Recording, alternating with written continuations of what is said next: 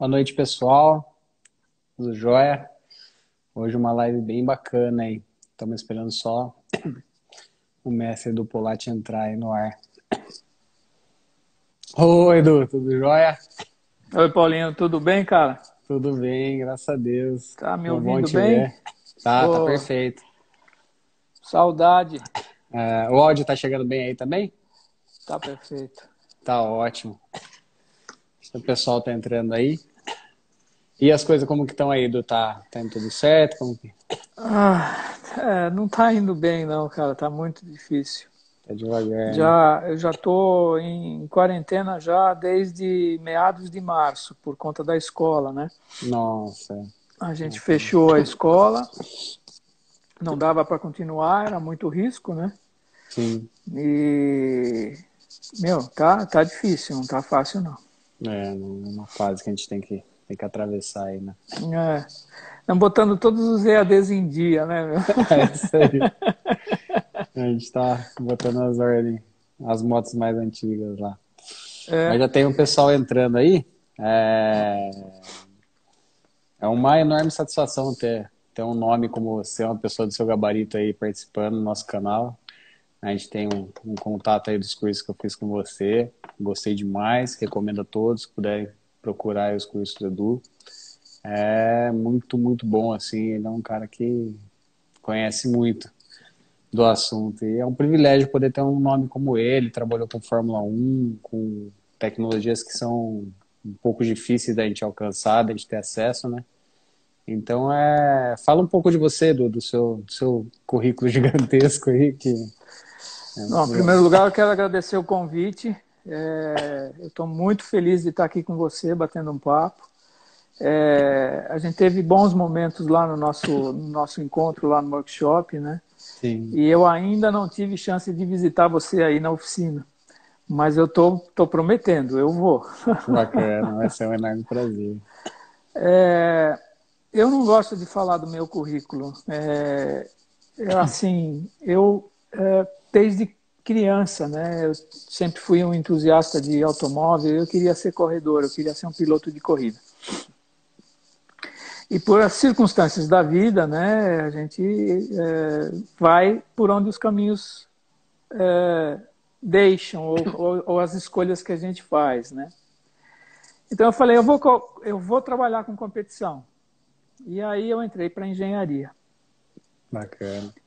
E tive a oportunidade de trabalhar na Shell durante 20 anos, sempre na área de pesquisa e desenvolvimento de produto, tanto de combustíveis quanto lubrificantes. Eu cheguei até ao nível de gerência, né, de pesquisa e desenvolvimento. Fui por 3 anos cientista lá no Centro de Pesquisa da Shell na Inglaterra. Lá eu trabalhei diretamente, né, com a Ferrari, coordenando o time de desenvolvimento de produto e serviço para a Fórmula 1. Né? Então, de uma certa maneira, coordenava esse grupo de pessoas da estrutura, né, do centro de pesquisa para atender às necessidades da Ferrari em termos de serviço e produto. Um deles, inclusive, eu participei diretamente da confecção, né, do programa de diagnóstico preditivo de falha. Lembra que eu comentei isso lá Lembro no disso, nosso muito workshop? legal. É, foi uma experiência muito legal, muito interessante esse mergulho que a gente deu lá. E meu primeiro contato com Fórmula 1 foi com Pega ele aqui, McLaren, gatinho. aqui no Brasil Só ainda, tá? bacana. Eu tinha acabado de ser promovido a um cargo de assessor de pesquisa e desenvolvimento de produto no departamento de pesquisa da Shell, lá na Ilha do Governador, no Rio de Janeiro. Eu tinha acabado de chegar e a primeira tarefa que a gente teve foi de acompanhar a equipe McLaren aqui no Brasil no início do campeonato, né, na primeira corrida do campeonato, que acontecia lá em Jacarepaguá. Então foi o meu primeiro contato que eu tive com Fórmula 1 e assustador, né? Porque a gente ficou dentro do box da McLaren com o Prost do lado esquerdo e Senna do lado direito, né? Nossa, deve ser uma E experiência sem igual, né? foi um final de semana muito interessante, muito interessante. De lá, eu fazia todas as provas de Brasil, né? Quando a equipe McLaren vinha para o Brasil, até o ano que o Senna saiu da McLaren e a Shell parou de dar patrocínio para a McLaren. Ela ficou 2 anos fora da Fórmula 1 para retornar com Ferrari.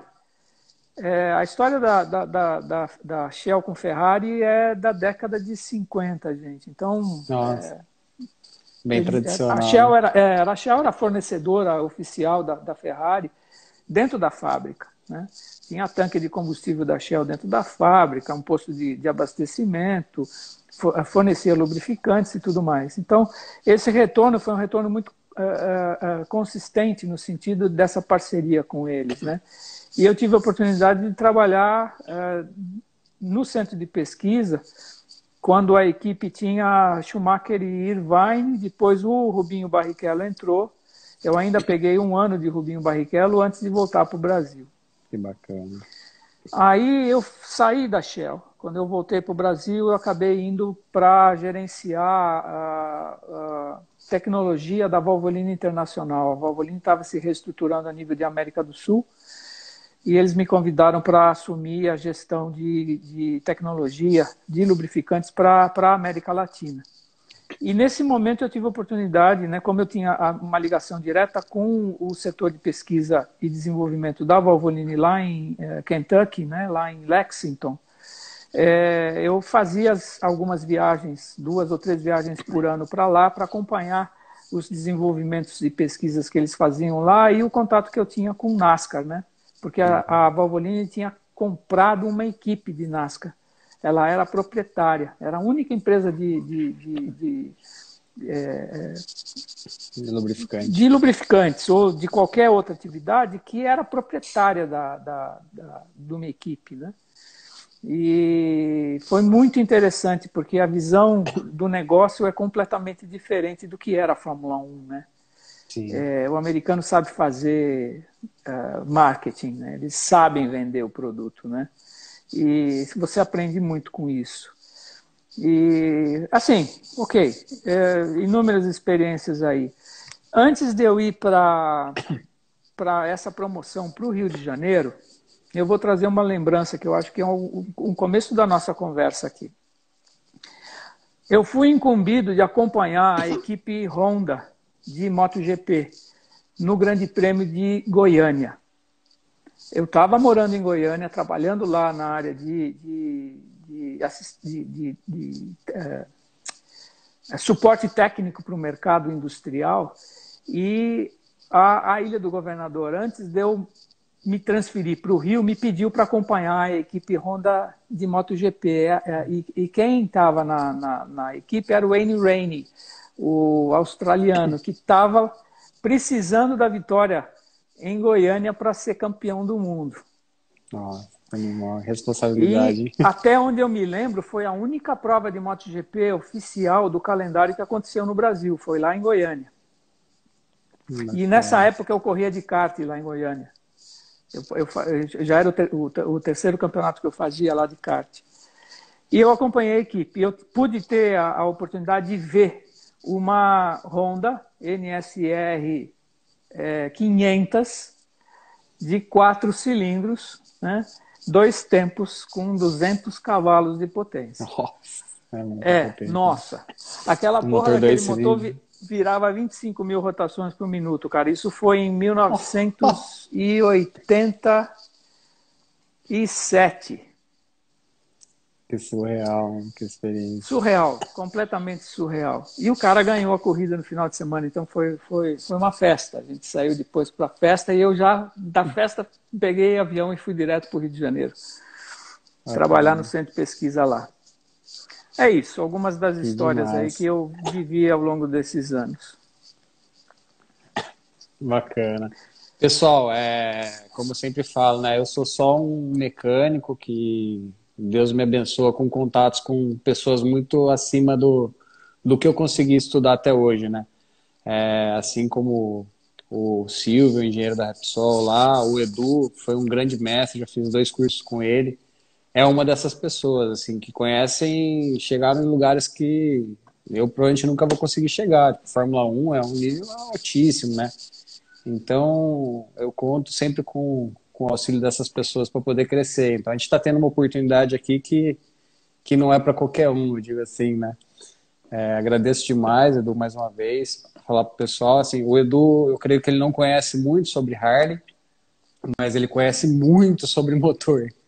Então, a gente vai tentar aproveitar um pouco do que ele conhece aí para trazer para o nosso mundo, que o pessoal conhece um pouco, mas de maneira geral, lubrificante, combustível, essa parte é tudo, funciona para todos os motores, né? Eu vejo o seguinte, Paulinho, a gente já conversou sobre isso, né? A gente tem muito pouco conhecimento sobre as coisas que a gente não lida diretamente, né? Então, abrir um motor, fazer uma revisão, trocar correia, trocar corrente, fazer um câmbio, né? Regular, fazer limpeza, o que for. São coisas que é o nosso dia a dia, né? Sim. A maioria das pessoas não tem um contato direto com lubrificante, né? Só comprar, olhar na embalagem o que tem escrito e usar aquilo que está recomendado.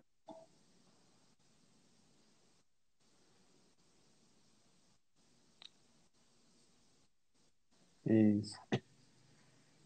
E o que é bom, o que não é e tudo mais.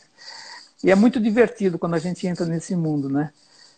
Que a gente, assim, eu acho que é extremamente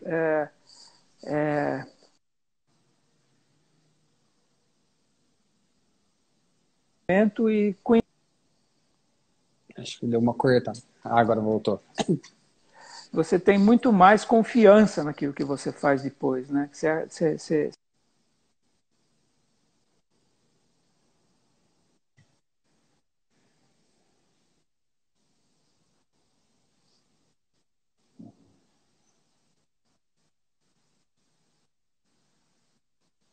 sobre o lubrificante. É uma caixa preta, né? A gente não vê nenhum dos dois funcionando dentro do motor até a hora que a gente abre e começa a fazer uma análise de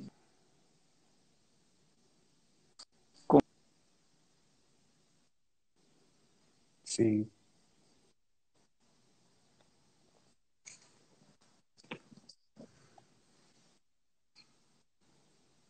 muitas das vezes a gente observa, né, de que o cuidado que o preparador ou que o mecânico tem na desmontagem e na montagem do motor faz uma diferença ridícula no desempenho do motor ou do sistema de propulsão, né, motor câmbio, Sim. né?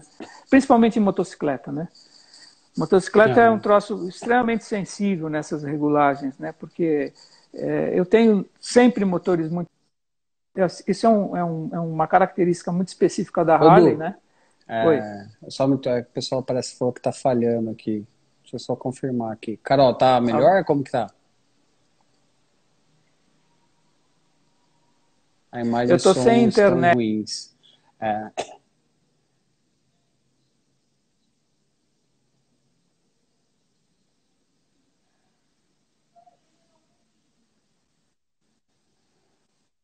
Ah, entendi. Tá usando o do celular. Então pode ser por isso. Eu estou no 3G, não tem jeito. Estou no celular. Bacana. Aqui não pego Eu 4G, tá? É outro problema. entendi.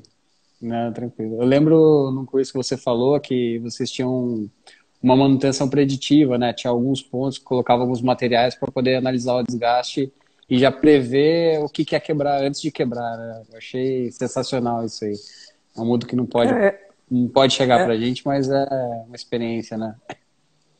mas quando você conhece a metalurgia do motor, né? Você sabe, por exemplo, que os casquilhos de vira são de três camadas, né, com trimetal, ou é de dois metais, ou é de um metal.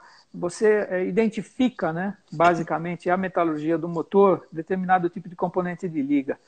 Então, você analisando o lubrificante, você consegue fazer uma leitura das condições de desgaste do motor. né? Se ele está com desgaste que é considerado normal ou se tem alguma anomalia.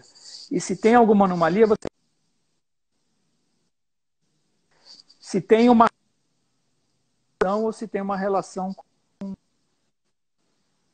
com o material. Então, com o tempo, a gente vai adquirindo esse know-how, né, de ler e entender o que acontece no motor. Eu sempre digo o seguinte, quando a gente está dando curso dessa área, né, de que um bom diagnosticista, né, um cara que traz muita experiência em diagnóstico de falha, né, preditiva, ele diz assim, olha, pelo lubrificante eu consigo ver se a sua esposa, à noite, estava em regras, né? Porque você vai pilotar o carro de jeito diferente. E a gente pode achar isso no lubrificante. Isso é meio verdade, tá? Isso acontece. Bacana. Bom, Edu, para a gente trazer um pouco mais, aproveitar aqui para o tipo de público que eu tenho, né? O motor da Harley é um motor refrigerado a ar ainda, eu creio que não tenha muito mais. É um motor com um curso gigantesco, né? Com a mistura que vem extremamente pobre, porque nenhuma das Harley são tropicalizadas. E motores que chegam facilmente a 200 graus aí, né? Então tem algumas coisas que o pessoal vira polêmica, assim, né? Então você que é um mestre aí, se a gente puder aproveitar você para falar um pouco desses assuntos, seria legal. Então, tomando como base disso aí, o que você fala, assim, a primeira pergunta já é de cara, assim, um dos maiores mitos, né? Tipo, óleo mineral ou sintético, né? Que você recomenda para um motor desse, o porquê, se puder explorar um pouco. Aqui eu vejo o seguinte, né? O mais importante de tudo, por conta de temperatura, é você ter uma boa resistência à oxidação no lubrificante, tá? Ele ter mais resistência à oxidação. Então, eu vejo assim, o motor Harley é um motor de alto torque. Ele não é um motor de alta potência, mas ele é um motor de altíssimo torque. E se você comparar o torque da Harley com outras motocicletas que têm muito mais potência, essas outras motocicletas não chegam nem aos pés da Harley em termos de torque. O que acontece? Torque é temperatura, gente. Torque é onde você tem os picos de temperatura dentro da câmara de combustão. E se a Harley usa uma mistura mais empobrecida, e até onde eu sei, ela é injetada, tá certo? Ela tem injeção e é injeção sequencial.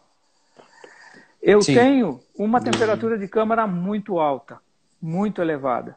Então, eu posso ultrapassar 1000 graus na temperatura média de câmara de combustão. E digo, ó, em algumas situações eu vou estar atingindo 3000 graus no núcleo da chama.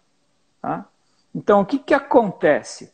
Eu preciso ter um lubrificante que seja resistente à oxidação por estresse térmico. Então, são dois fatores importantes que eu preciso considerar aí. Um, a estabilidade química do lubrificante, que é essa questão da oxidação.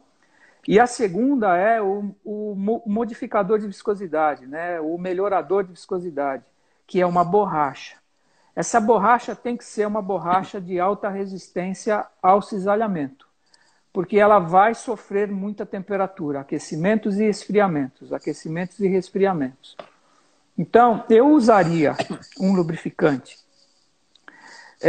consistentemente fabricado com borrachas sintéticas à base de acrilato, porque são as borrachas que são resistentes ao cisalhamento e à temperatura, e um lubrificante sintético, que ele tem mais resistência à deterioração química.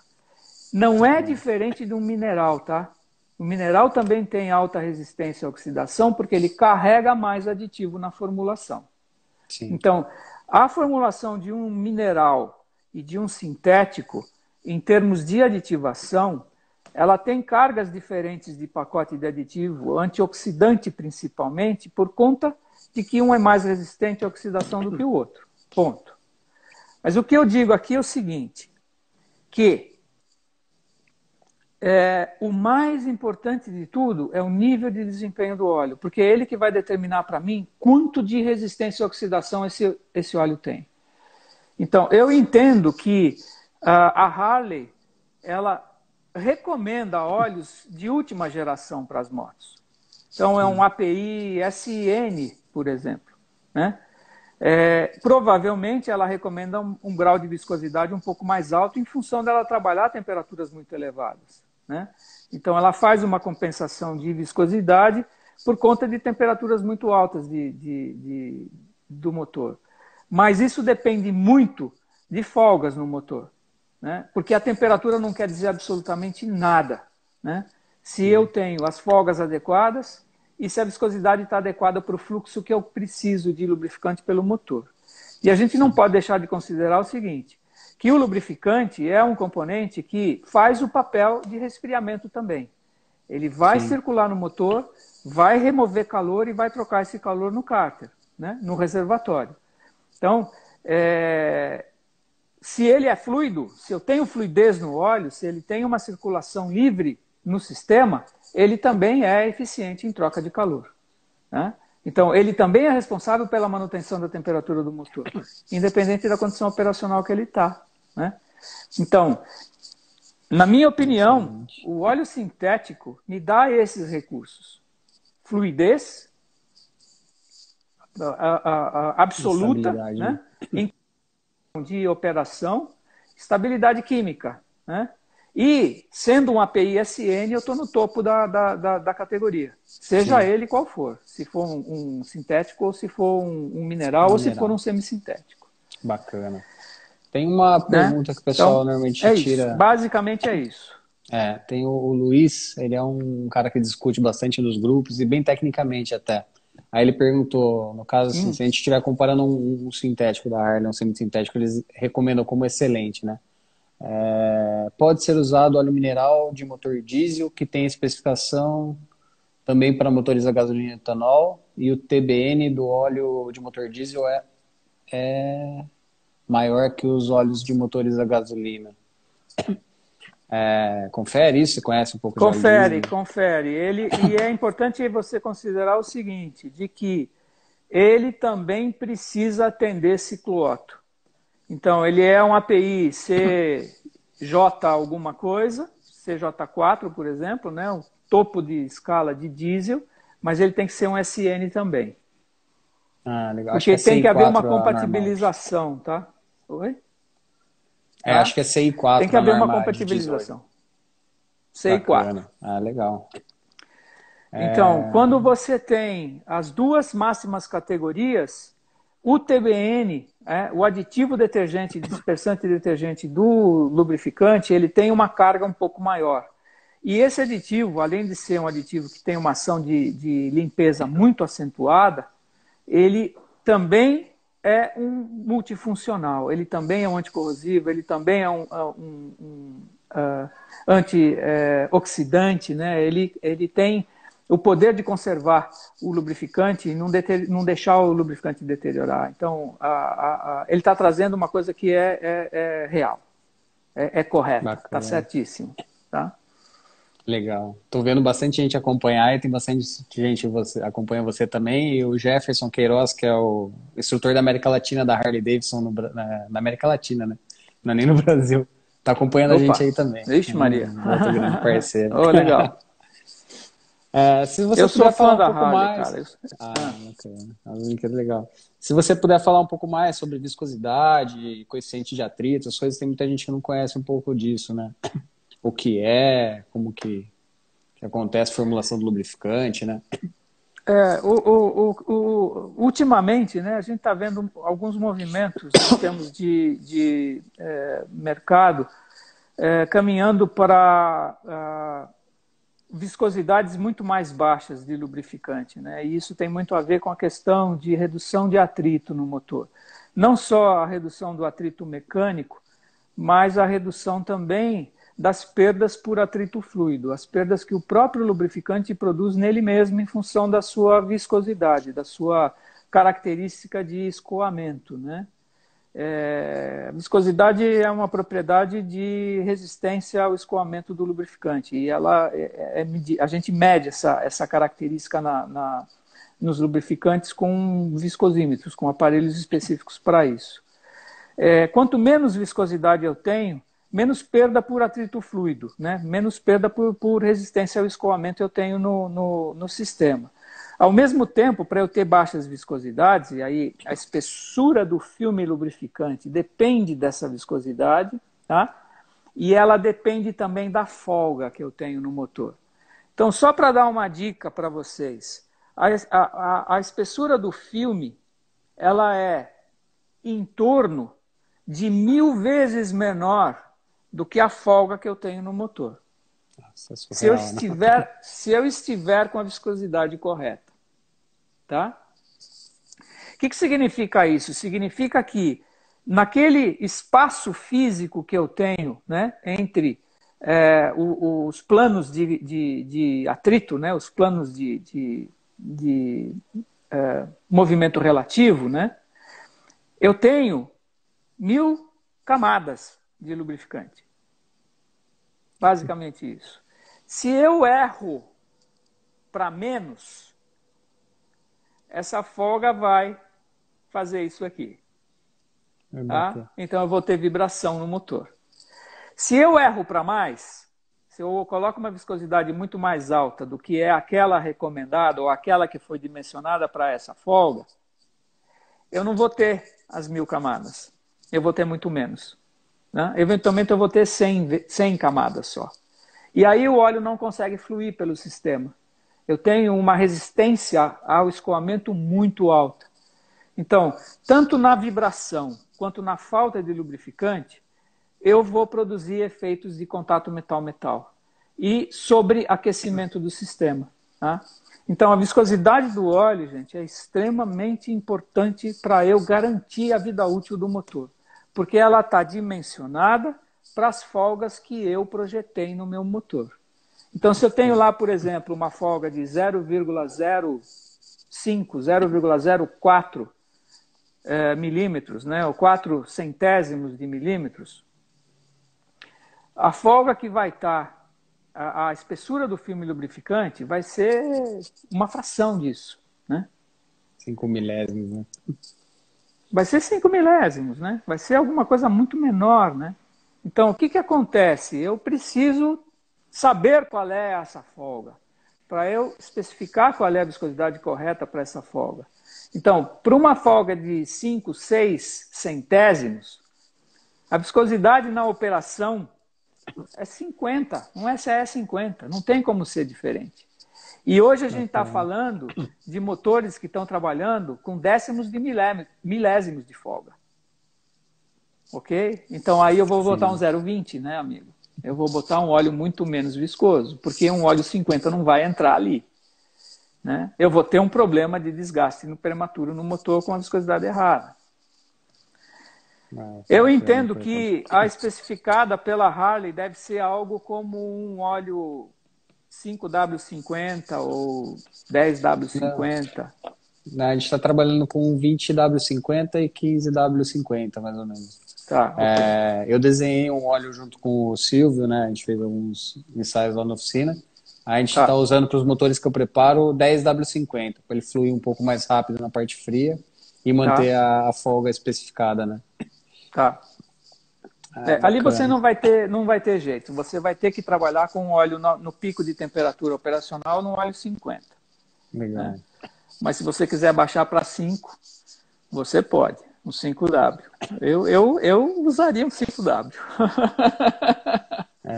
Um óleo mais fino? Pode falar, a fase de aquecimento é muito mais rápida, tá? Tá. É que às vezes a gente não encontra, né? Um óleo 5W50, não sei se tem no mercado. A gente tem que Você procurar. acha sim? Tem sim. Bacana. Então a gente falando assim, basicamente, se a gente diminuir a viscosidade do óleo, a gente aumenta o desempenho no motor, né? Vai ter menos atrito, né? Legal. Você otimiza, né, Paulinho? Você faz uma otimização, né? Você sempre vai estar no máximo de eficiência do sistema. A menor perda. O máximo de eficiência porque a tua perda é a menor. Sim. Né? E a conservação das condições operacionais do motor. Temperatura e fluxo de lubrificante pelo sistema. Ponto. Sim. Show de bola. Você tem, eventualmente, em algumas motocicletas, não na maioria delas, você tem um agravante, né, entre aspas. O lubrificante no motor é aquele que lubrifica o câmbio, né? Na Harley só no caso Na das Harley é V-Rod separado, né? e as mais novas que vão vir, o resto é tudo separado. Acho que até por Então, isso que ele falou do lubrificante de motor diesel, que tem bastante gente que usa, porque não tem a parte de aditivação para embreagem, né? A gente tem essa característica. mas eu preciso tomar cuidado com o diesel, com o lubrificante para motor diesel, com relação a antidesgaste e modificador de fricção, tá? Por isso que eu falei no API SN para o pico do diesel, tá? Quer dizer, o pico do Otto para o pico do diesel. O óleo tem que atender os dois, porque aí Isso. eu não vou ter componente lá que pode me prejudicar a embreagem, tá? Aham. Na É isso aí. realidade, o óleo não prejudica a embreagem. Ele deixa de ter atrito. E a embreagem não funciona, né? Sim, é isso aí.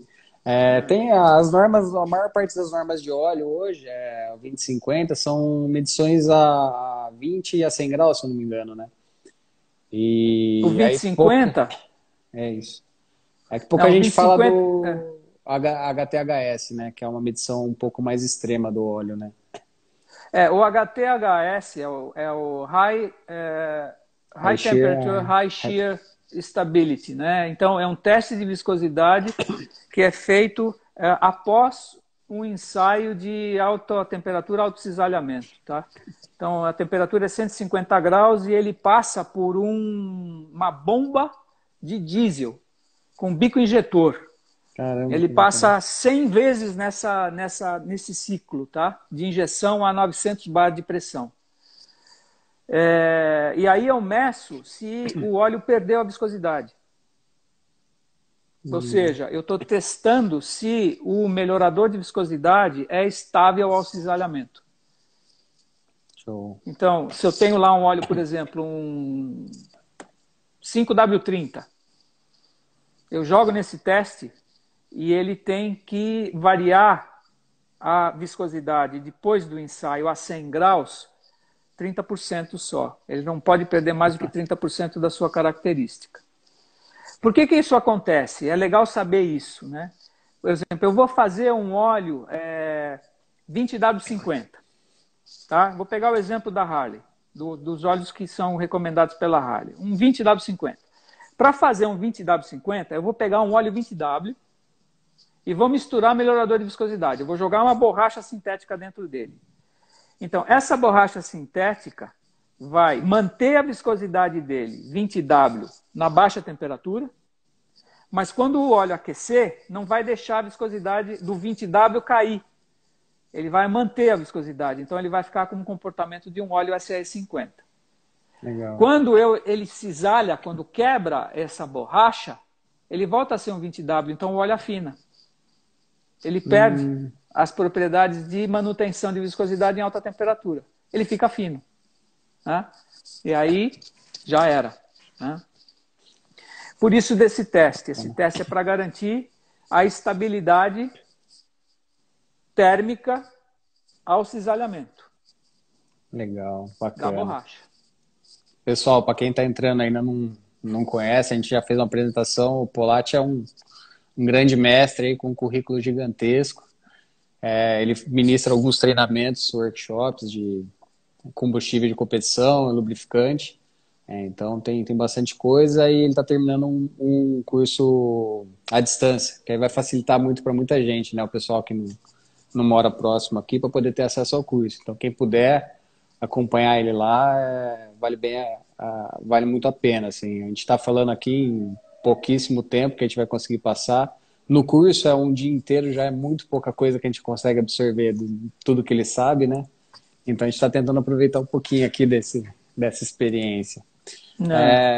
Polatti, tem muita gente que fala, né? Até um monte de gente perguntou sobre aditivos, aí o mais conhecido é o Militec. A gente não, nossa ideia não é nem falar mal de nenhuma marca, nada, mas falar característica, né? O pessoal tem um monte de lenda e mito, fala que é uma tecnologia militar. Você tem alguma coisa que você conhece muito disso aí, né? Se você puder falar um pouco a respeito.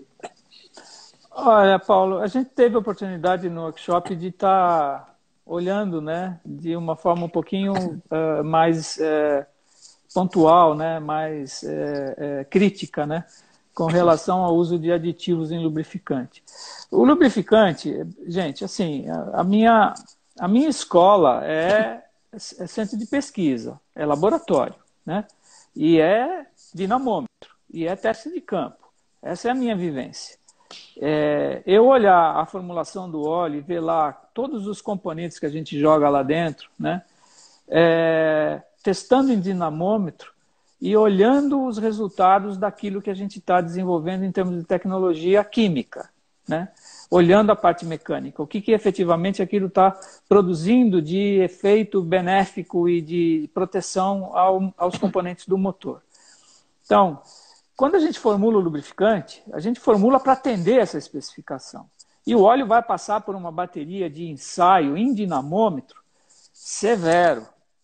Tem um teste que é feito que é capeta, né? Que é o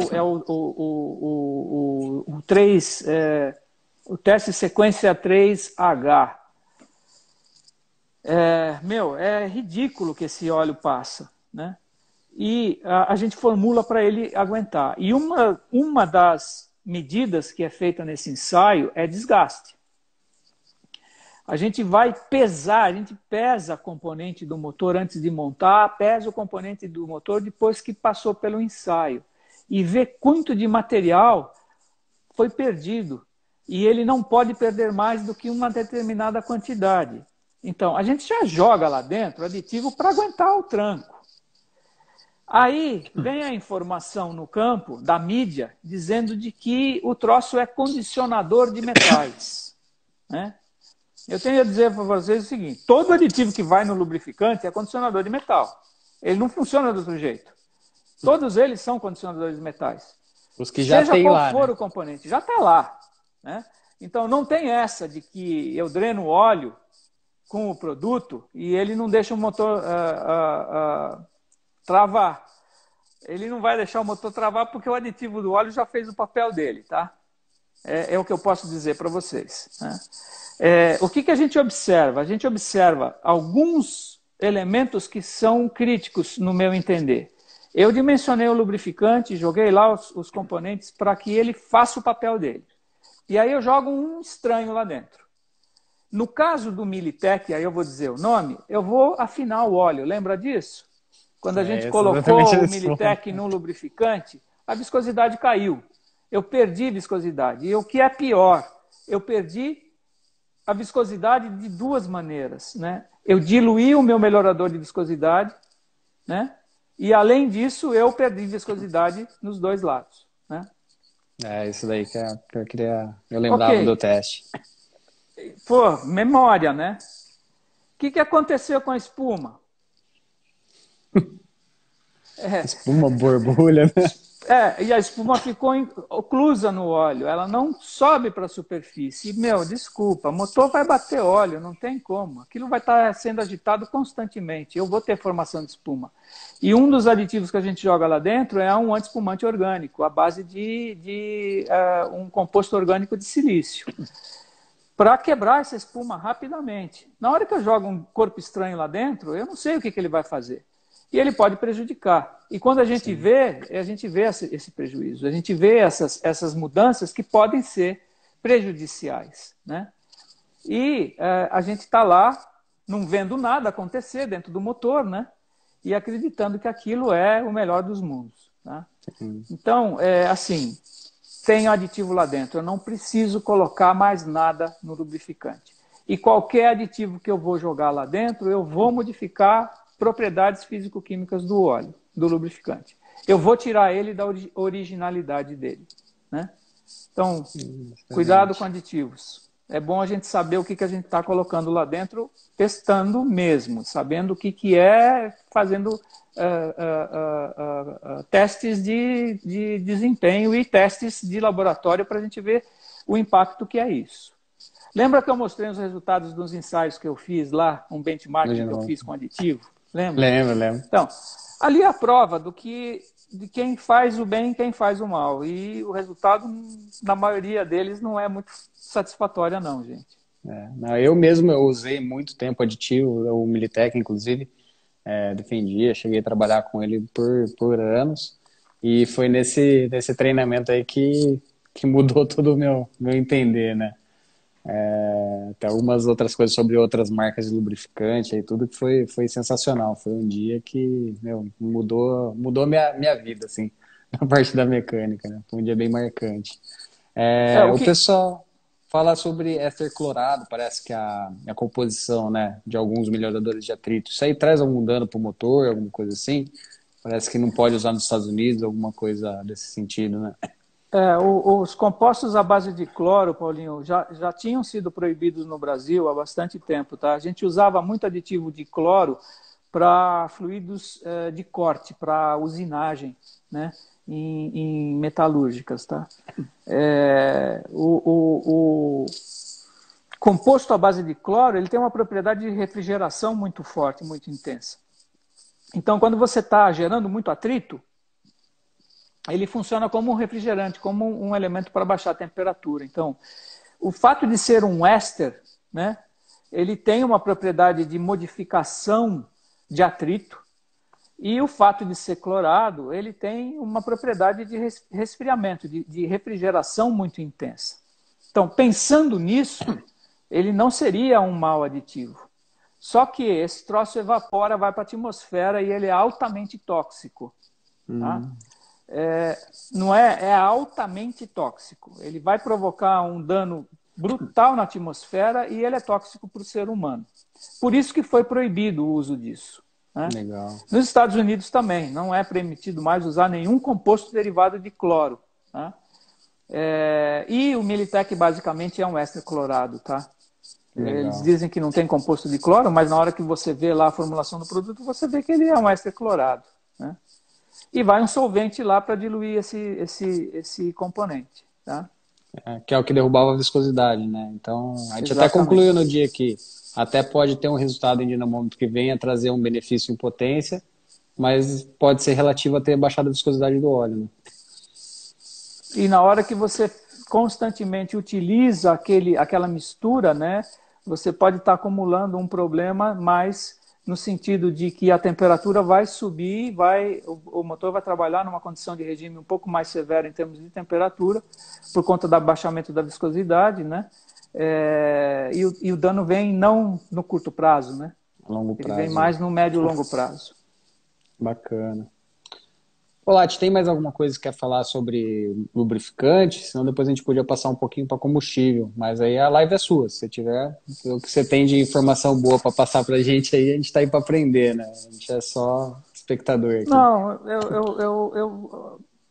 eu estou mais a trazer alguma coisa nas dúvidas de vocês, Paulinho. Então, segue em Beleza. frente. Não, beleza. Por enquanto, assim, as perguntas que eu vi, eu tô passando para você. Se caso eu deixar passar, pessoal, eu não estou muito acostumado a fazer live, é a minha segunda que eu faço aqui, então me perdoa, aí só manda no direct para a gente a pergunta, depois que a gente passa a responder depois. Deixa eu ver o Jonas perguntando aqui, não sei se faz parte do assunto ou se já foi feita, mas gostaria de saber se com o aumento da quilometragem precisa mudar a viscosidade do óleo. Excelente pergunta do Jonas, né? Como assim aumento da Ah, quilometragem? É o extensão de motor. serviço? Ah, não, o motor tá ficando mais velho, tá gasto. O Ah, motor não, com 100 não. mil quilômetros Não, tem que mudar a ok. viscosidade do óleo, entendeu? Não, Uma maravilha. pergunta legal. Então, eu tenho dois carros aqui, não são motos, mas são dois carros, com extensão de quilometragem, tá? Um está com 190 mil e o outro está com 187 mil quilômetros. A recomendação de fábrica era um 0W20, o outro, a recomendação de fábrica era um 15W40. Eu uso esse óleo desde o primeiro dia de que esses carros andam. E eu uso até hoje. E eu não tenho consumo de óleo, eu não tenho nenhum problema de lubrificação e os motores estão funcionando perfeitamente. Tá? Então, o que eu posso dizer para você é o seguinte. No momento em que eu tenho um assentamento do sistema, isso acontece nos 10, 15 minutos iniciais da operação do motor. Saiu da montagem, botou no carro ou botou no dinamômetro, rodou 10, 15 minutos em condição de regime, o motor está assentado. Nesse momento, eu vou ver no lubrificante uma quantidade relativamente alta de partículas de desgaste. De pequeno tamanho, abaixo de 10 microns, tá? Partículas muito pequenas.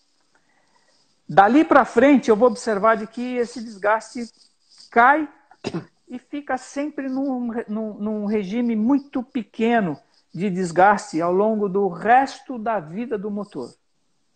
E o resto da vida do motor hoje é para 500 mil a 1 milhão de quilômetros. Então, eu não estou falando de motores de 40, 50 anos atrás. Eu estou falando de motores de 20, motores recentes, 20 anos atrás. Esses motores hoje são fabricados com um controle de qualidade e com uma qualidade de usinagem, né, de acabamento e de controle de qualidade, que vai fazer esse motor virar minimamente 500 mil de quilômetros, se eu seguir as recomendações do fabricante com relação à viscosidade. Eu vou usar sempre a mesma viscosidade de óleo, até o final da vida do motor. Tá? É isso aí, isso que a gente recomenda okay? também. Então, aumentar a viscosidade... foi projetado para isso, né? Aumentar a viscosidade por conta de que ele passou dos 100 mil quilômetros é produzir um efeito colateral indesejável nas folgas, tá? Aquela folga já parou ali, ela não vai mais continuar, ela vai ficar sempre daquele jeito. A não ser que eu tenha um problema no motor. Um entupimento, uma restrição, ou eu deixei de trocar o óleo durante algumas vezes, né? Só repus, alguma situação anormal à rotina de manutenção do motor. Isso serve para carro, isso serve para moto, isso serve para caminhão, para ônibus, para qualquer motor, tá? Bacana. Então, garagens ou oficinas, né, discordam tanto no tipo de óleo, mineral sintético e gasolina comum aditivada. A gente teve uma boa explicação sobre a parte de lubrificante agora no começo, né? Depois vai ficar um tempo da live no ar. A gente vai tentar jogar para o YouTube, então tem bastante explicação. Mas tem basicamente as pessoas que estudam, sabem o que estão falando, e outras pessoas que não, entendeu? Então é legal ler o manual do veículo, dar uma estudada um pouco, aí você vai saber em quem você pode confiar ou não. Aí tem uma outra aqui, deixa eu ver. Utilizo o móvel 20W50 mineral na Harley, faço aniversário de troca a cada 4 mil quilômetros. Faço isso porque entendo que 8 mil quilômetros é um intervalo muito grande. Eu, assim, me diz se eu estou errado, Polatti, mas em todos os veículos que eu vejo, tem uma recomendação de troca e para uso severo cai para metade. Acho que não sei se é regra, mas a maior parte dos veículos eu vejo como assim. E assim, o uso severo a gente tem muito aqui no Brasil, a distância curta, andar em trânsito, pegar a estrada de terra, são algumas condições que a gente usa. Combustível adulterado, a gente tem uma coisa que pode contaminar muito o nosso lubrificante, né? Então ele é sobrecarregado um pouco, né? Uhum. Acho que isso aí mesmo, né? Esse raciocínio está correto. Nossa, o Rodrigo está lembrando do Raptor, hein? Brincadeira, Rodrigo. Tá saindo outro agora, tá? Fica atento aí que até final dessa quarentena aqui tem mais um Raptor saindo aí com capota. Animal. Vamos ver. Essa questão, né, do período de troca de lubrificante em função da operação é via de regra. Em qualquer condição, quando é severo, trânsito, anda para, pouco uso, né, o motor não aquece ou o motor fica muito tempo em marcha lenta, numa condição muito ruim de operação e de lubrificação, né, muita terra, muita poeira. Período de troca reduzido pela metade. Beleza, ok, numa boa. É isso aí. Agora... fala de uso severo em performance, mas acho que o uso severo em performance não tem alguma coisa a ver se puder colocar também. Aí depende, vamos lá, eu chego lá. Muitas pessoas trocam o lubrificante mais cedo, independente dessa condição operacional, né? Uma das coisas que é muito importante aí, vamos lá, período de troca, se a moto fica parada há muito tempo, a cada 6 meses ou uma vez por ano eu troco o lubrificante, independente de quantos quilômetros eu fiz. Ok? Essa é uma recomendação fundamental. Ok? O que eu tenho em termos de experiência é de que se a moto, o fabricante recomenda trocar a cada 8.000 quilômetros, eu uso o óleo recomendado e eu troco a cada 4.000, o motor dura o dobro. É exatamente o que eu recomendo para os meus clientes. Exatamente isso. Isso a gente O não motor dura o combinou, viu, dobro, pessoal? gente. Se eu quero Isso a gente não conservar combinou. essa moto, porque ela é clássica, ela já sai de fábrica como uma moto clássica, e eu quero conservar essa moto para o resto da minha vida, é uma economia deixar, né, não trocar a cada 4.000 é uma economia besta. Né? É muito barato, entre aspas, essa troca, para o que isso vai representar em termos de vida útil do motor. Tá? Ele vai dobrar, ele vai viver eternamente, vai passar por geração, tá? É o que eu posso dizer. Essa moto vai para o filho, vai para o neto, vai passar de É geração isso para aí. geração. Né? Em Isso é competição, exatamente o que eu recomendo. em competição a coisa é diferente, né? Porque em competição ou eu faço trocas a cada competição, ou eu faço trocas a cada vez que eu vou abrir o motor para fazer uma revisão. Então, eu não sei como é essa questão da pergunta, mas em competição, a gente troca lubrificante cada final de semana. Eu acho E que não pode ter sido necessariamente... relacionado ao pessoal que acelera mais a moto na estrada, essas coisas assim, né? Que usa um pouco mais High em alta performance, rotação. então. Tá. High É, performance. Não, isso não influencia absolutamente em nada. acho que o uso severo, com os exemplos que você deu, são muito mais severos do que se acelerar muito a moto em alta rotação, né? São muito mais severos. Então, o que eu posso dizer para você é o seguinte, que conceitualmente falando, né, lubrificação, ela depende de velocidade relativa entre as superfícies em movimento. Quanto maior a velocidade relativa entre as duas superfícies, mais espesso é o filme lubrificante. Então, quanto mais alta a rotação o motor gira, mais garantia eu tenho de que o motor está bem Lubrificação. lubrificado. Basicamente é Isso aí. isso. Bacana. O pessoal perguntou, foi em relação por conta da tabela da Motul. Eu não sei que tabela é essa. Você tem alguma informação disso? Eu não sei. Não, eu não sei o que é Não essa sei. tabela da Motul. Qualquer coisa, manda pra Não sei. gente. Se tiver um print, manda pra gente no direct depois, a gente dá uma avaliada e te responde melhor. Que isso aí a gente tem que avaliar.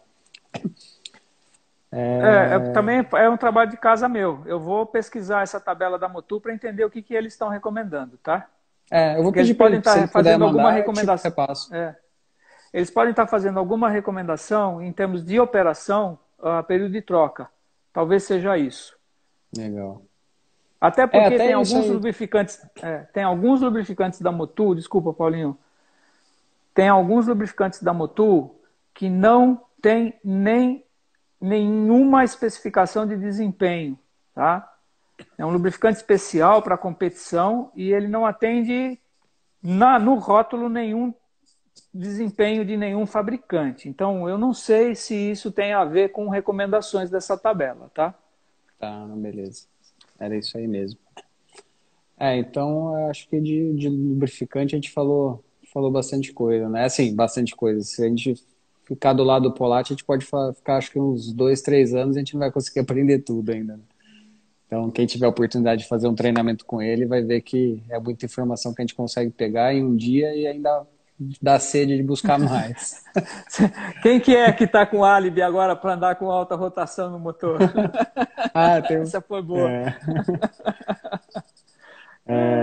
Sobre O motor foi feito combustíveis, para pode motor falar, foi pode feito falar. para andar em alta rotação. Ponto. É isso aí.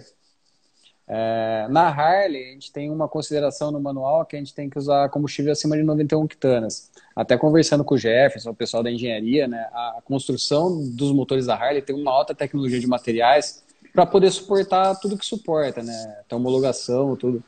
As motos trabalham já extremamente pobres, né? E você vê que esses motores, pô, é um tanque de guerra. Eu já vi moto com 400 ml de óleo no cárter e não aconteceu Não nada, o cara tava acontece andando. nada, é. Então, assim, se você puder passar um pouco mais, assim, algumas informações sobre combustível, algumas coisas que é octanagem, algumas coisas mais simples, né? Combustível, aqui a gente não vai falar de combustível de competição igual no seu treinamento, vamos falar de gasolina mesmo. É só para dar um pano aí. Eu estou entendendo que as Harley não são flex, Não, são nenhuma. todos motores a gasolina, né? O fato dela estar especificando um mínimo de octanagem é por conta de que ela é refrigerada a ar e trabalha em condição de mistura mais pobre. Então, a temperatura de câmara é muito alta, né? Eu tenho um risco enorme de detonação no motor. Então, eu preciso de uma octanagem mais elevada para suportar isso. Agora, a minha pergunta é, 91 octanas, que método é? É ROM ou é MON? Eu não lembro de cabeça agora, eu teria que Então, sem verificar. essa resposta, eu não tenho como dizer para você qual é a nossa gasolina mais apropriada, tá? Ah, Eu diria para você o seguinte, que uma Premium, uma V-Power Racing, por exemplo, ela tem entre 98 e 100 octanas pelo método ROM. E ela tem 89, 88 pelo MON.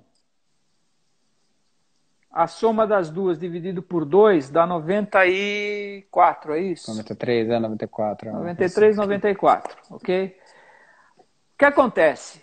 Se a especificação da Harley Davidson segue normas americanas, nos Estados Unidos, 91 muito provavelmente representa a soma do MON com o ROM dividido por 2, que é, lá para eles, AKI, Tá. Anti-Knock Index, que é o nosso índice antidetonante. Tá? Legal. Então, a nossa antidetonante da Premium é 92. Bacana. Na regular, né, na gasolina comum, eu não atinjo os 91 AKI. Eu preciso olhar isso. Então, uma das questões para eu poder dar uma resposta mais confiável para vocês é saber efetivamente se esse 91 é MON, é ROM ou é AKI. Se for AKI, gasolina premium ou gasolina podium são as que vocês podem estar colocando de olho fechado. Legal. Até o Jeff Aí colocou vocês têm aqui. três opções, né? Vocês têm a Podium, vocês têm a V-Power Racing e vocês têm a Octa Octa Pro Pro. da Ipiranga. Tá? Isso.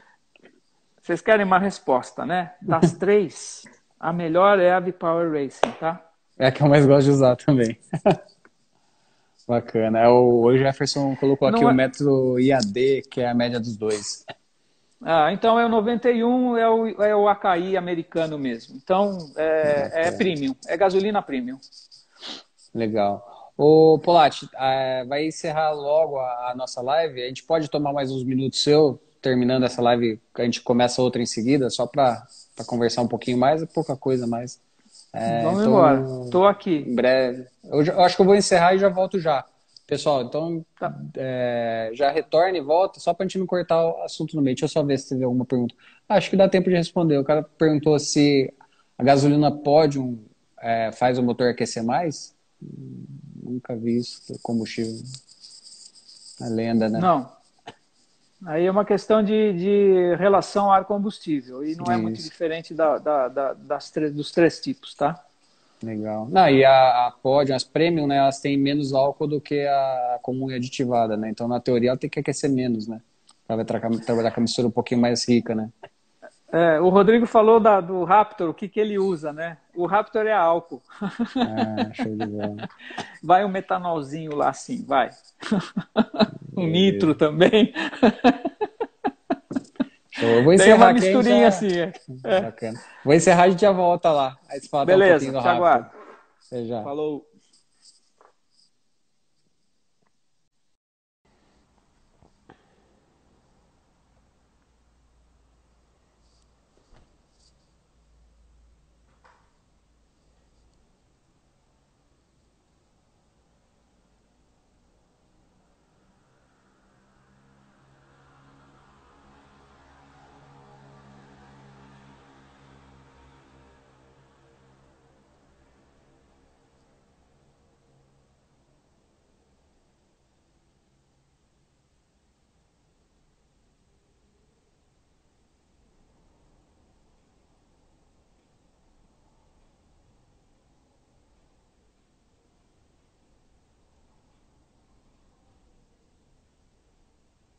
Pera aí, pessoal, só estou esperando o Edu entrar aqui para a gente já voltar aqui no ar.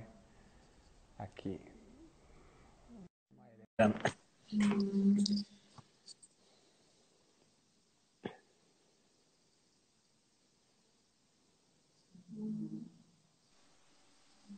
Bacana, Edu. Estamos de volta aí já. Estamos de volta, vamos lá. De gasolina, a gente tem o de estequiometria que você já falou. Detonação e pré-ignição. Tem uma diferença grande aí, tem muita gente que mistura isso. Você pode só explicar um pouco para a gente? Posso. Detonação, né, o que a gente chama de queima descontrolada do combustível, né? Então, a combustão tem que ser alguma coisa progressiva, ela não pode ser uma explosão na câmara, tá? Ela tem que ser algo que tem início, meio e fim. Então, ela tem uma progressão. A combustão, a partir do seu início, ela progride dentro da câmara de combustão e isso é importante para eu ter controle sobre essa combustão. A detonação é uma queima descontrolada. Então, ela pode acontecer antes da centelha, ela pode acontecer depois da centelha. Tá? Causas de detonação são inúmeras causas, né? Baixa octanagem do combustível, altíssima taxa de compressão para a octanagem que eu estou usando, motor muito aquecido, muito quente, mistura muito pobre, né? Então, detonação pode acontecer por diversas causas. Uma delas é a pré-ignição. Okay? Então, a pré-ignição é facilmente identificável, por quê? Porque a pré-ignição depende de ponto quente dentro do motor. Então, normalmente ela está associada a depósito na câmara de combustão, ou no cabeçote, ou na cabeça do pistão. Né? Então, esse depósito em alta temperatura, né, fica incandescente. Na hora que entra mistura nova lá dentro, é um ponto de ignição. E aí começa uma combustão num momento completamente inapropriado. Né? E a detonação vem em seguida, porque eu crio uma zona, uma contra-onda de combustão, né? Uma onda de choque e a detonação vai acontecer. Tá? Vai ocorrer uma explosão dentro da câmara. Então, a diferença entre a detonação... quer dizer, não existe uma diferença. É um fenômeno, a pré-ignição é uma das causas da detonação. Detonação é um fenômeno, ponto. A pré-ignição é um dos motivos que pode acontecer. Um dos motivos que vai produzir detonação no motor. Tá? Bacana. Detonação é uma só, tá? Ela é aquele fenômeno físico. Tá? O pessoal conhece como batida de pino, né? Por conta do ruído metálico, né? Em função do harmônico que produz na combustão, né? Isso. Porque é uma explosão, ela vai bater na parede metálica e vai produzir um efeito, um som, um ruído muito peculiar, né? Bacana. O Adel... legal saber o seguinte, desculpa, Paulinho, só complementando, legal saber o seguinte, se eu quero identificar com um osciloscópio a detonação no motor, ela vai estar entre 5 e 15 kHz, entre 5.000 e 15.000 Hz, tá? É nessa faixa que a detonação acontece no motor. Bacana. O Adelmo aqui é um grande amigo aí, um dos mestres aí responsável pelo Senai, né? Acho que você deve conhecer. Ele perguntou aqui por que a gasolina premium da Shell é melhor do que as outras, da sua preferência. Porque a gasolina da Shell tem uma maior quantidade de aditivo modificador de fricção, modificador de atrito e detergente. Então, se você comparar a V-Power Racing com as outras duas, tanto a Podium quanto a OctaPro, a V-Power tem 3 a 4 vezes mais aditivo do que as concorrentes. E o aditivo em particular da V-Power é um detergente modificador de atrito. Então, eu percebo uma redução de consumo de combustível e um aumento de rendimento do motor em função desse aditivo. Então, quando entra o combustível na mistura dentro da câmara, o pistão na fase de compressão trabalha com uma lubrificação adicional com o próprio aditivo do combustível. Então, só por isso. Outro detalhe importante que vocês têm que considerar, esse aditivo é o que a gente usa no combustível da Ferrari. Então, não é um aditivo qualquer, é um aditivo que é usado na Fórmula 1, tá, gente? E eu não estou fazendo propaganda da Shell, já fazem 20 anos que eu saí da Shell.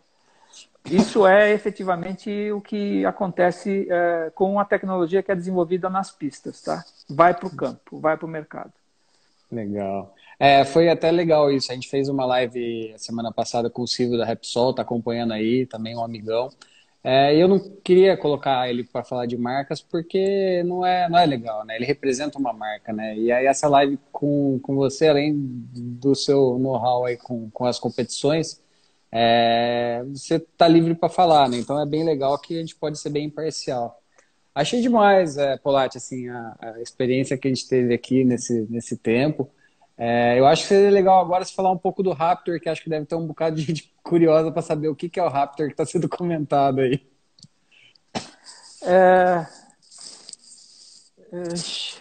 Eu não tenho fotografia dele da foto aqui. da live, né? Ou da foto da chamada da live. Aquele carrinho que ele projetou. Aquilo é uma réplica do Lotus 7 na especificação do primeiro que foi lançado, de 1957. Aquele é um protótipo que a gente construiu com possibilidade de fazer qualquer tipo de regulagem no carro.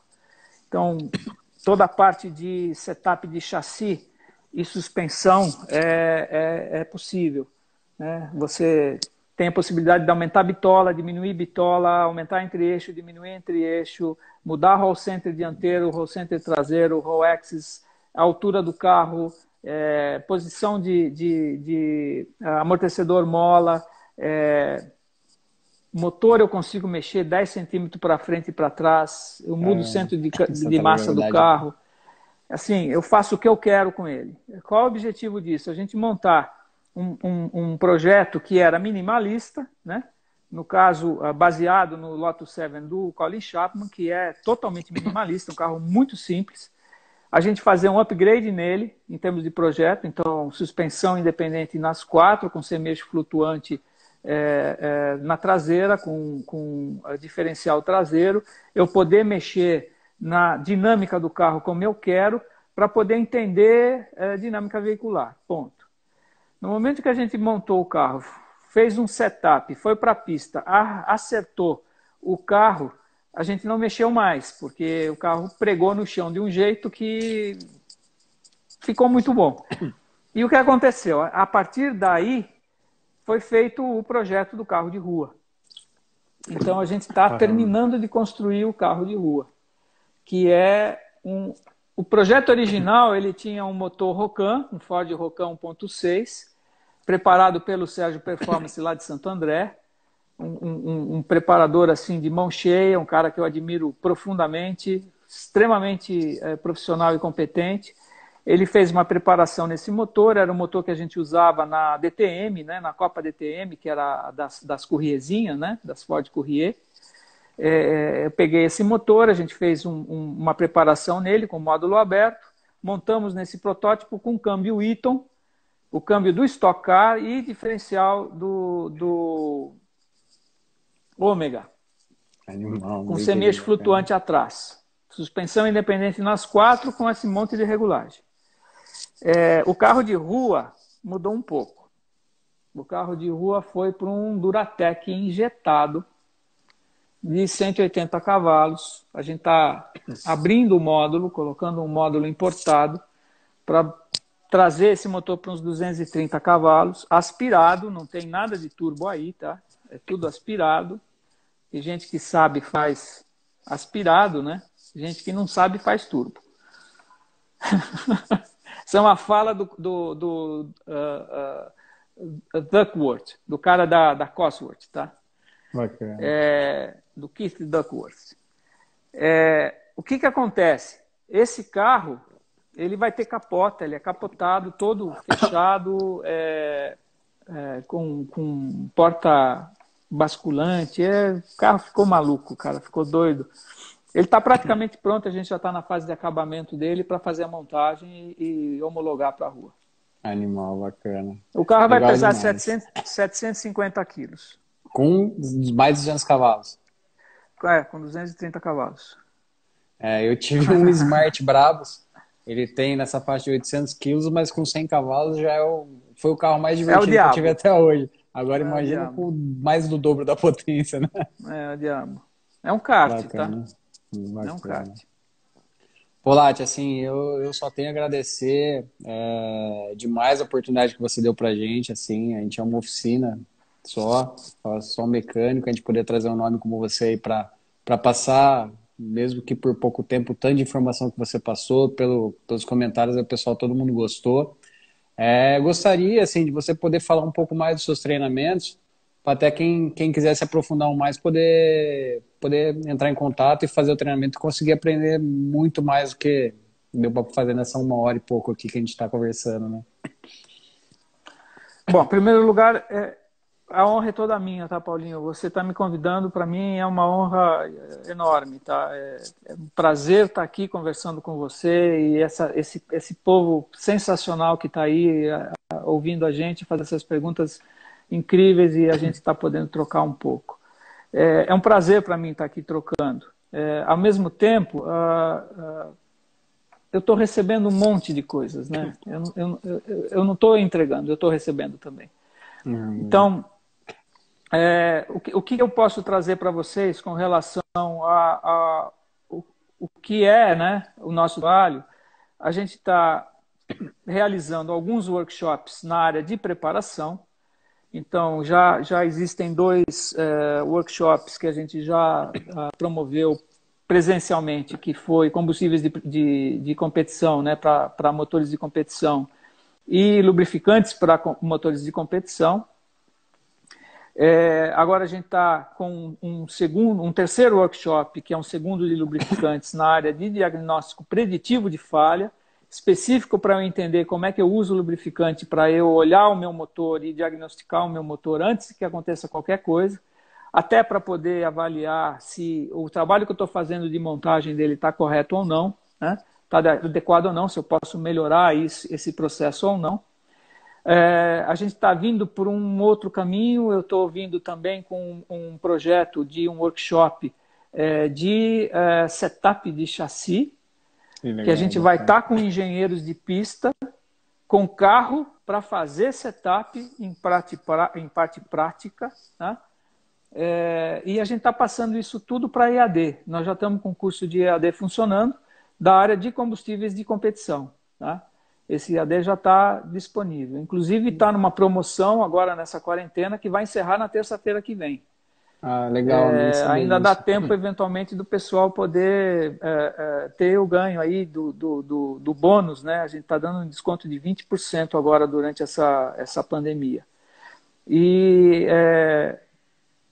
o curso de EAD do módulo 1 do workshop de lubrificantes vai começar a filmar na próxima semana. Então, eu acho que nas próximas 3 semanas a gente deve estar já com o EAD pronto para estar lançando aí no mercado, tá? E a gente quer fazer o workshop 2 de lubrificantes do preditivo presencialmente antes de lançar o EAD, tá? Porque é importante estar com presente, né, para a gente poder entender e medir aquilo que é a necessidade de vocês. Então, fazer um primeiro protótipo presencialmente, trazer os preparadores, os caras interessados, né, pessoal da área que trabalha com diagnóstico, ilustra, traz muita informação para a gente poder estar com um curso de EAD de acordo com a necessidade de vocês. É isso. Bacana. Eu tive a oportunidade de participar dos 2 workshops, foi uma experiência para mim sensacional, né? Tanto que foi uma das coisas que mudou minha vida quanto aditivos. Se você puder passar o contato, ou como que o pessoal fala, até por telefone, um site, só para o pessoal poder entrar em contato aí. É muito fácil. Vocês têm pela Academia Motor,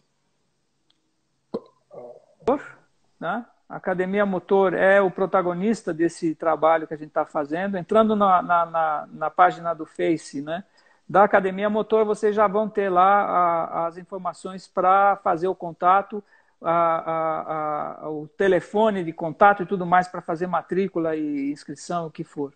Academia Motor, isso aí. Eu acabei de E mandar lá um que arroba aí, dá para o pessoal clicar no contato do Instagram, se não achar, e depois o Marcão direciona para lá. Marcão é nosso parceiro, a gente tem uma parceria muito legal com eles. A Academia Motor é sensacional, é espetacular. O Marcos é uma pessoa fantástica, né? A gente é muito amigo, né, Paulinho, do Marcos, por conta do que ele traz para a gente. Quer dizer, é uma satisfação estar com ele lá. Então, a comunicação é direta com ele pela Academia Motor. Lá vocês têm todas as informações que vocês precisam para saber desse curso. Bacana. E Marcos... esperem os outros, tá? Esperem os outros. Esse de setup de chassi vai ser um curso muito sensacional. Bacana. Tem isso. Gente... Pode falar, pode falar. Não, tem gente da Stock Car que está envolvida nisso. Então, que animal. É um trabalho muito legal, É um trabalho muito legal. Eu quero ver de perto esses carrinhos depois para conhecer aí. O Marcão da Academia Motor é uma pessoa sensacional, ele sempre está por dentro das oficinas. Então, quem puder seguir o canal dele lá, tem muita coisa legal que ele vai postando também. Ele abre workshops, abre bastante coisa com muita gente interessante. Tem uma pergunta que o pessoal está fazendo com relação ao local do presencial.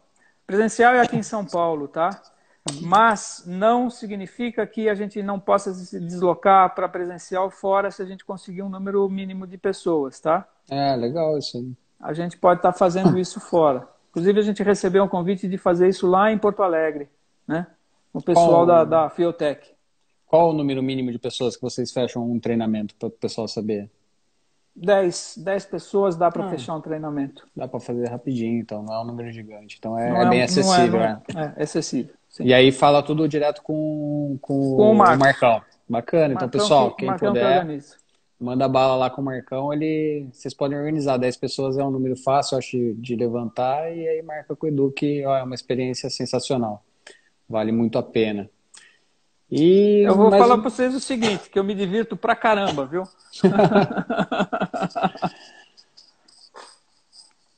Bacana. Bom, é isso aí, Edu. Mais uma vez, uma satisfação imensa ter você aqui com a gente, poder passar um pouco do seu conhecimento, partilhar com a gente e agradecer e esperar passar essa confusão toda e logo para a gente poder marcar alguma coisa, se encontrar, que gosto demais de você. Paulinho, olha, um super abraço virtual para você, tá?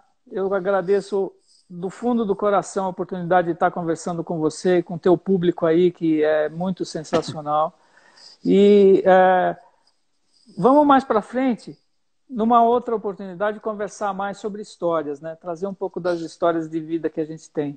Vamos programar uma próxima oportunidade aí, eu acho que vai ser legal. Beleza. Eu vou estar sempre disponível, tá? Agradeço demais, agradeço demais. Agradeço a todo mundo que participou aí também. É o que eu falo, né? A Garage Rim